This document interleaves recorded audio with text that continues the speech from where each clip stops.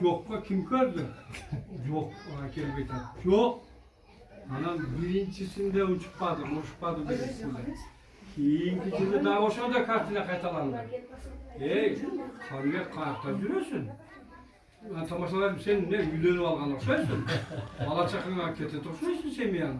Ne biraz bana aytpasan sen jurnal tursa barcok elde bilip durat mı vardır? Desem bana başını salıp durgan aytağay dedi. Men uyda öylöge jardam bergesem boldu. Kандай jardam bersin gerek? Görse Kanıbek atasının oң kolu eken.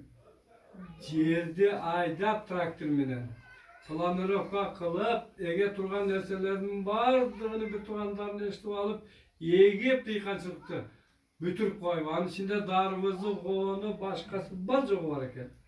Анан мен муну уккандан кийин ушундай ыраазы болдум дагы.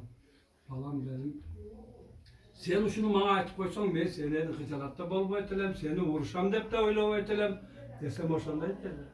Кейін барғанда көрсем, ошо айылдын эң мыкты чарбаны билген, дыйканчылыкты билген үй бүл экен да.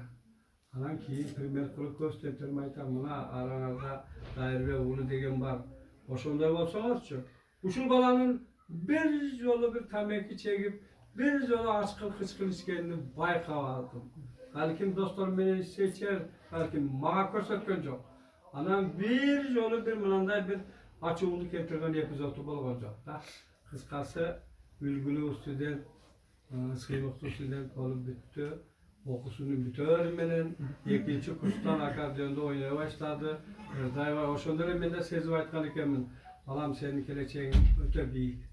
Sen okulunu jakşı bitip, jakşı bir jerge aytkanda koştum. Filarmoniyası ança munça adam işgalar bet. Bütün menen sıras filarmoniyaga Salis kılı oşa dedi. İşke aldım. Az bir günde işin jakşı bolup kala. Anam men uşuma karaganda Kanıbek kayık da Bişkek'te. Kanıbek kayık da Rusya'da. Kanıbek kayık da Almata'da. Ana ayrımlar gelmek aytat Kanıbek balanızga aytıp koysoňuz, şu toyga çakırıp attım ele. Uaqtı bolboyt okşoyt. Siz aytsaňyz jok da elbet jiştirip oşo toyga bar ya koy andan çalып emes. Özümden süleşmörgüle dep koyam oşonda. Emi mına kelip oturganlarga rahmat baldarım var, altın baldarsıňar var, atlı başlı bildim baldarsıňar, ata-enenin mыкты baldarsıňar. Kıskası azır şaşılmay oturgula.